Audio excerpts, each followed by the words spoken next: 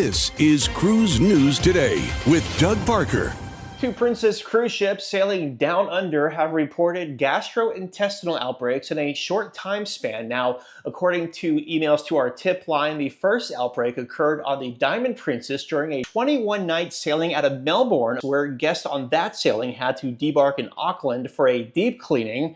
Meanwhile, passengers on board Crown Princess, which docked in Darwin on November 14th, they were encouraged to debark. The Crown Princess crew wound up cleaning 1,500 staterooms there and sanitizing all the public areas.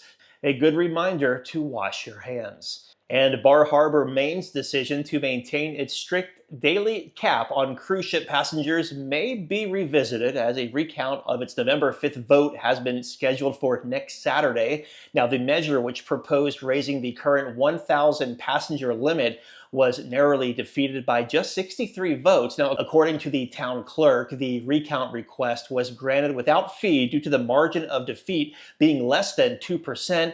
The recount will be open to the public, and if the original result holds, Bar Harbor will continue to restrict daily cruise debarks despite ongoing debates. And the photo of the week comes from Ken and Lori, Royal Caribbean's Grandeur of the Seas, docked here in Nassau, Bahamas. Looks like a Disney ship behind it. Great photo here. Beautiful day, too. You can send yours in. Doug@cruiseradio.net. All photos are subject to broadcast.